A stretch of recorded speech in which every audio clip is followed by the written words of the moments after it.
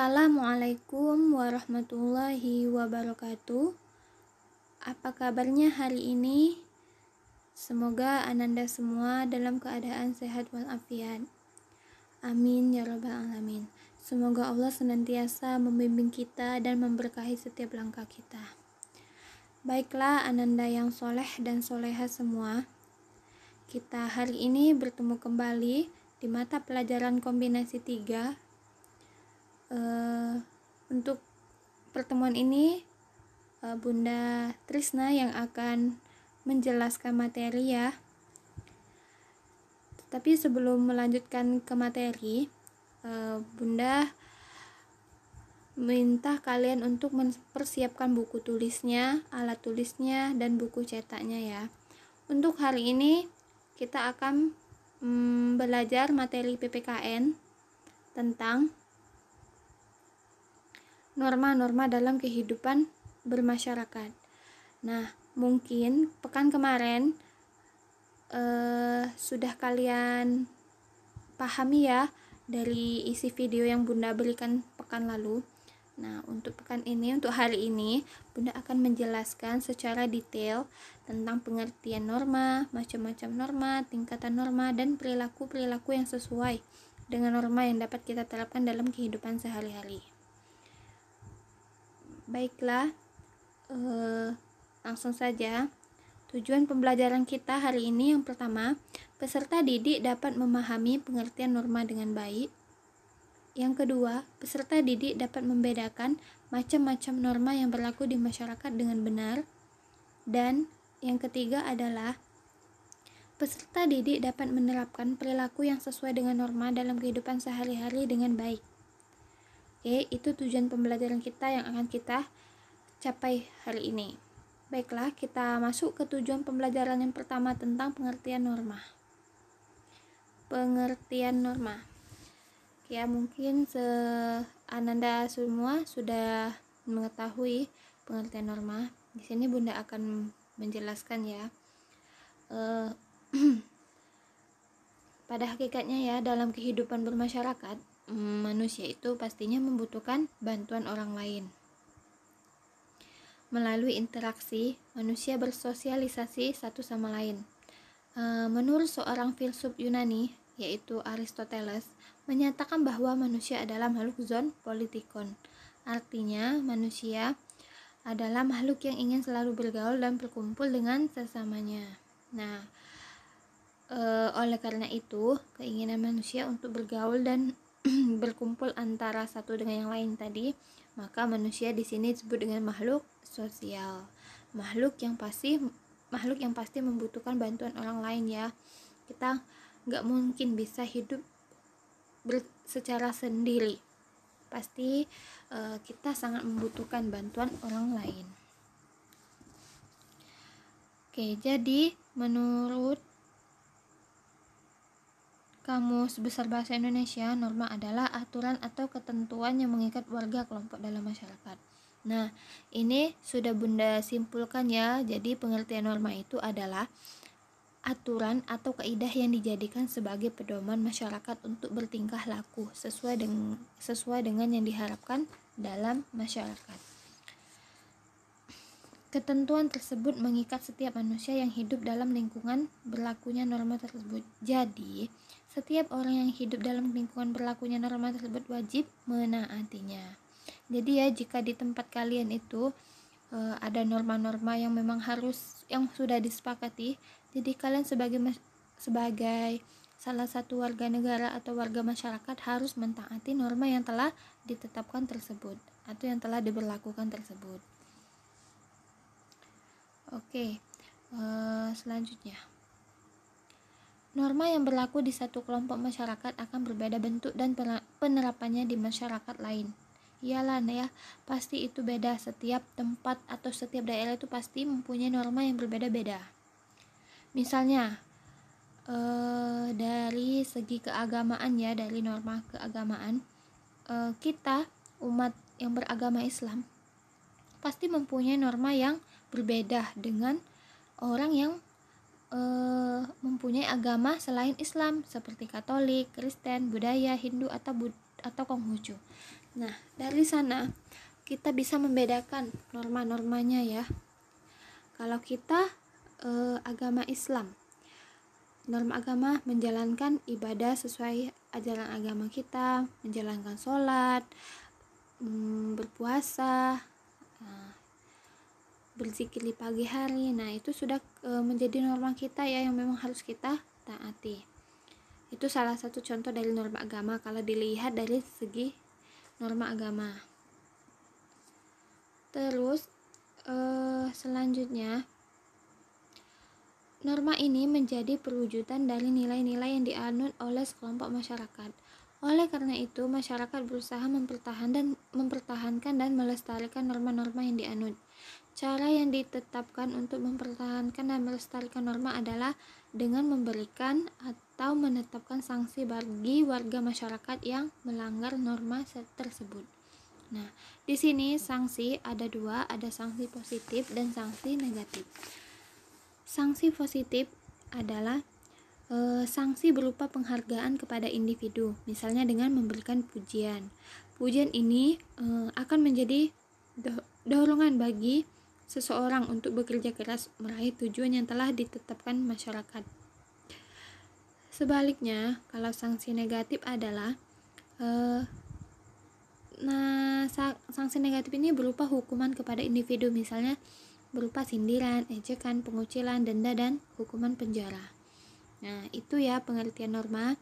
Baiklah, kita langsung lanjut ke macam-macam norma.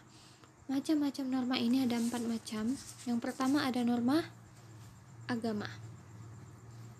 Norma agama adalah aturan yang bersumber pada hukum agama atau kitab suci yang berasal dari Tuhan Yang Maha Esa. Dalam norma ini ada perintah dan larangan. Tujuannya adalah untuk mengatur manusia agar hidup bahagia di dunia dan akhirat. Salah satu contoh ketaatan terhadap norma agama ialah menjalankan ibadah sesuai ajaran agamanya. Jika kita kan beragama Islam, maka kita harus mengerjakan apa-apa yang telah diperintahkan oleh Tuhan. Berarti kita telah taat terhadap norma agama. Terus juga contoh yang lain, tidak melakukan hal-hal yang tercela, hal-hal yang dibenci oleh Allah. Untuk sanksi dari norma agama ini adalah akan mendapat hukuman langsung dari Tuhan. Berarti ini hukuman sanksinya ini, sanksi dari norma agama langsung berhubungan dengan Tuhan ya, hukumannya dari Tuhan. Selanjutnya yang kedua yaitu ada norma kesusilaan. Norma kesusilaan adalah aturan-aturan hidup yang berkaitan dengan bisikan kalbu dan suara hati nurani. Setiap manusia dikaruniai hati nurani agar dapat membedakan hal-hal perbuatan yang baik atau buruk. Untuk sanksi pelanggaran norma terhadap kesusilaan berupa perasaan cemas, menyesal, dan bersalah karena hanya diri sendiri yang merasakannya. Contoh dari norma kesusilaan diantaranya berlaku jujur. Nah, jujur. Jika kalian telah berlaku jujur ya dalam hal apapun, berarti kalian telah taat terhadap norma kesusilaan. Contoh hal yang kecil misalnya kita ambil ketika ujian. Misalnya Bunda Trisna mengadakan kuis. Salah satu ada aturannya tidak boleh membuka buku. Nah, jika kalian dalam mengerjakan kuis tersebut berlaku jujur, tidak menyontek, nah berarti kalian telah taat terhadap norma kesusilaan. Tetapi sebaliknya, jika kalian menyontek dengan teman sampingnya, nah berarti kalian telah melakukan pelanggaran norma, yaitu norma kesusilaan. Sebaiknya ya perbuatan menyontek itu dihindari. Apalagi kalian sebagai pelajar, sebaiknya kalian dapat mengembangkan budaya untuk jujur tadi. Terus juga contoh yang lain, berbuat baik terhadap sesama manusia. Nah, tadi kan sudah Bunda omongi kalau kita ini adalah makhluk sosial, makhluk yang pasti membutuhkan bantuan manusia yang lainnya. Jadi jika misalnya kalian lagi di jalan ketemu dengan kakek atau nenek atau bahkan anak kecil atau siapapun yang mungkin lagi minta-minta atau lagi mau minta makanan. Nah, jika kalian mempunyai makanan yang lebih, nggak apa-apa dikasih. Berarti kalian telah melakukan taat terhadap norma kesusilaan.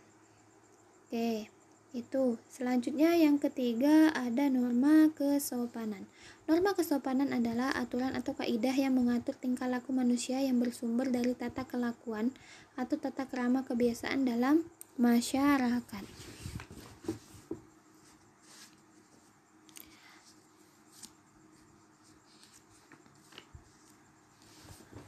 Norma kesopanan bersifat khusus dan setempat karena hanya berlaku pada masyarakat tertentu berdasarkan kebiasaan tiap masyarakat.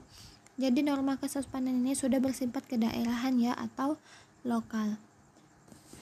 Norma kesopanan yang berlaku dalam masyarakat memuat berbagai aturan seperti tata cara berbicara, berpakaian, makan, dan berperilaku.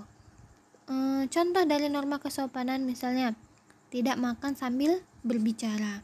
Nah, kita sudah dibiasakan ya untuk makan menggunakan tangan kanan. Berarti kalian telah mencontohkan atau mentaati dari norma kesopanan. Terus juga tidak meludah di sembarang tempat. Jika kalian mempunyai norma kesopanan, pasti kalian malu kalau membuang ludah di sembarang tempat atau apalagi di tempat ramai. Nah, untuk sanksi bagi pelanggar norma kesopanan adalah berupa cemoohan, celaan, dikucilkan, dan diasingkan. Itu ya. Selanjutnya yang keempat ada norma hukum. Yang terakhir ya ini, norma hukum adalah kaidah atau aturan yang mengatur tingkah laku manusia yang bersumber dari peraturan yang dibuat oleh pemerintah atau penguasa negara. Tujuan dibuatnya norma hukum adalah untuk mempertegas norma-norma yang lainnya. Di sini maksud norma yang lainnya itu yaitu norma agama, kesusilaan, dan kesopanan. Sanksi terhadap pelanggar norma hukum ini bersifat tegas, nyata, dan memaksa. Sehingga siapapun yang melanggar norma hukum, ia akan mendapatkan sanksi hukuman yang berbentuk hukuman penjara, hukuman mati, hukuman denda, serta hukuman pencabutan hak-hak tertentu. Contoh dari norma hukum yaitu misalnya patuh terhadap peraturan lalu lintas. Jika kalian mengendarai motor ya atau kendaraan beroda 2, tiba-tiba lampu merah. Maka jika kalian mempunyai norma hukum, maka kalian pasti akan mentaati peraturan lalu lintasnya. Kalau lampu merah kita berhenti dulu. Kalau sudah warna kuning berarti kita harus berhati-hati. Dan kalau lampu hijau baru kita jalan. Nah, itu berarti kalian telah menerapkan salah satu norma hukum. Baik, itu macam-macam norma. Kita akan lanjut ke tingkatan norma. Berdasarkan kekuatan mengikatnya, norma yang berlaku dalam masyarakat dibedakan menjadi beberapa tingkatan. Yang pertama ada cara. Cara adalah perbuatan yang dilakukan seseorang. Perbuatan yang dilakukan secara perorangan atau berkaitan dengan hubungan antar individu dalam masyarakat. Berdasarkan daya pengikatnya, pelanggar mendapat sanksi yang tidak tegas seperti teguran. Nah, itu ya. Kalau cara sanksinya baru berupa teguran. Contohnya misalnya ada seorang anak ahwat yang berdandan berlebihan dan tiba-tiba ada anak ihwan yang melihatnya. Pas anak-anak ihwan itu bersama temannya ngomongi, cewek itu alay nian dan dandannya menor nian. Nah, berarti kita sebagai ahwat sudah mendapat teguran dari yang si ihwan tadi. Kita kan merasa malu sendiri. Jadi kita biasa kala untuk ada cara ketika bertata kelakuan, apalagi di lingkungan yang ramai. Maksudnya di tempat yang ramai. Selanjutnya yang kedua ada kebiasaan. Kebiasaan adalah perbuatan yang dilakukan berulang-ulang dan dianggap baik. Sanksi bagi para pelanggar akan mendapatkan cemooh atau ejekan. Contoh kebiasaan adalah mematuhi orang yang lebih tua. Misalnya itu ya salah satu contohnya. Kita sudah terbiasa kalau pergi ke sekolah itu sebelum pergi ke sekolah cium dulu tangan kedua orang tua, kayaknya pamitan. Nah, itu merupakan salah satu contoh dari kebiasaan ya. Terus yang ketiga yaitu ada tata kelakuan. Tata kelakuan adalah perilaku yang oleh masyarakat dijadikan sebagai alat pengawas, alat pengontrol anggota masyarakat. Tata kelakuan ini bersifat memaksa dan berupa larangan sehingga tiap orang ketika hendak bertindak harus menyesuaikan dengan tata kelakuannya. Sanksi bagi pelanggar tata kelakuan akan mendapatkan hukuman atau dipenjara. Contoh tata kelakuan adalah larangan melakukan kegiatan atau perbuatan yang tidak pantas, karena kalau sudah kelewatannya akan bisa saja dituntut dan langsung berhubungan dengan hukum. Terus yang keempat, adat istiadat. Adat istiadat adalah aturan yang tidak tertulis dan biasanya aturannya diakui sebagai hal yang baik. Sanksi bagi pelanggar adat istiadat akan mendapatkan hukuman penolakan dari masyarakat ataupun sanksi berat lainnya. Seseorang yang memberikan sanksi biasanya adalah orang yang mengetahui seluk-beluk adat seperti kepala adat, pemangku adat, dan kepala suku. Salah satu contoh adat istiadat adalah pantangan atau sesuatu yang dianggap tabu dalam masyarakat adat. Nah, pantangan ya, itu biasanya di daerah-daerah itu pasti ada pantangan-pandangan yang itu sudah merupakan menjadi adat istiadat yang telah ada sejak zaman nenek moyang kita terlebih dahulu.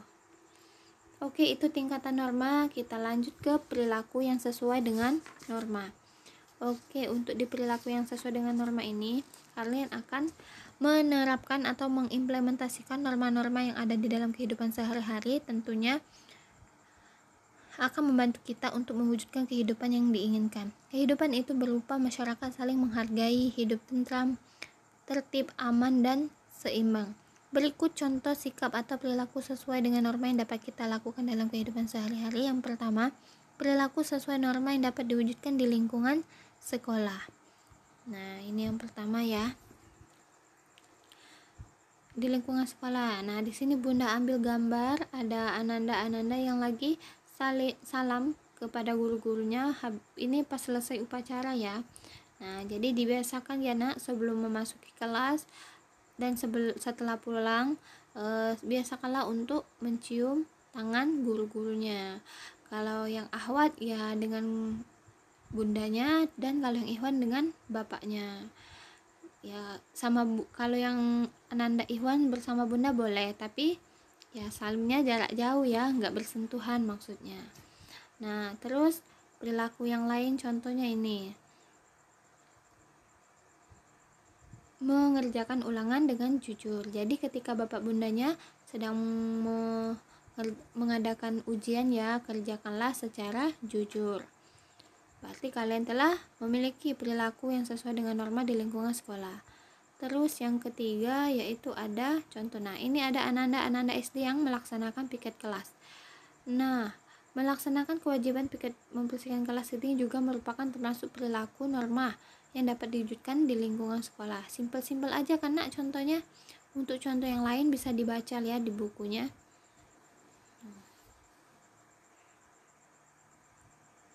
Terus yang kedua, perilaku norma sesuai norma yang dapat diwujudkan di lingkungan rumah. Di sini yang Bunda contohkan yaitu yang pertama ada, nah ini ada ananda yang mencium tangan kedua orang tuanya. Kalau tadi bersama gurunya, nah ini berarti kita telah menghormati kedua orang tua kita, permisi atau pamit sebelum pergi ke sekolah. Terus yang kedua, nah ini ada ananda yang membantu ibunya memasak. Masya Allah, rajin banget. Nah, ini merupakan salah satu perilaku norma yang dapat diwujudkan di lingkungan rumah, yaitu membantu mengerjakan pekerjaan rumah dengan ikhlas. Nah, ini juga ya contohnya jika kalian di rumah lagi bosen, nggak ada kerjaan, enaknya kalian manfaatkan aja membantu ayahnya mencuci mobil misalnya ya. Nah, itu berarti kalian telah menerapkan juga perilaku yang sesuai dengan norma di lingkungan rumah. Oke, yang terakhir yang ketiga ada perilaku sesuai norma yang dapat diwujudkan di lingkungan masyarakat. Di sini Bunda ambil contoh. Nah, ini ada warga masyarakat yang melakukan atau menjaga kebersihan lingkungan masyarakat dengan kegiatan kerja bakti membersihkan selokan. Nah, ini termasuk perilaku norma yang dapat diwujudkan di lingkungan masyarakat. Yang kedua, nah, dan yang kedua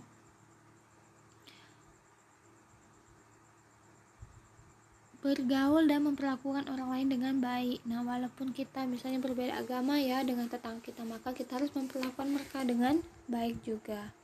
Terus yang terakhir ada, nah ini ada ibu-ibu yang lagi memotong-motong bawang ya.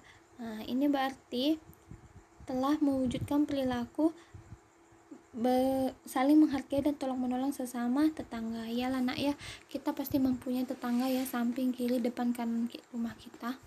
Makanya itulah guna tetangga ya, untuk bisa membantu kita ketika kita ada musibah atau bahkan lagi ada mau sedekahan. Nah, itulah gunanya tetangga. Baik, mungkin untuk materinya sampai di sana. Jika ada yang kurang jelas boleh ditanyakan lewat kolom komentar. Bunda tunggu ya kolom komentar di @modo. Oke, maaf ya tadi Bunda lupa. Sebaiknya juga tadi kan sudah Bunda suruh menyiapkan buku. Kalau bisa yang apa Bunda jelaskan ini kalian catat juga di bukunya biar menambah wawasan.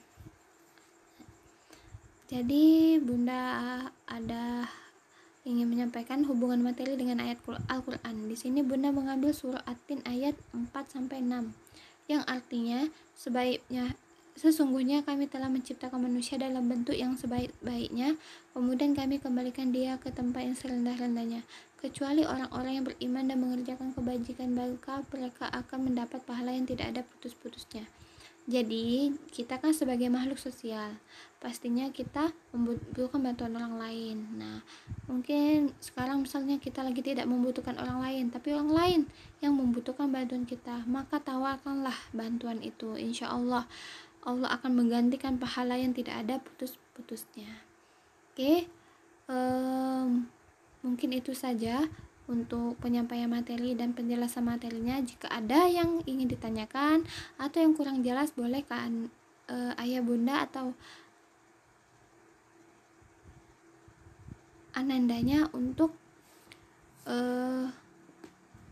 ya terutama ananda ya, anandanya boleh membuka akun @modo dan chat bunda di @modo, atau juga boleh komentar apa yang ingin ditanyakan. Oke, mungkin itu saja.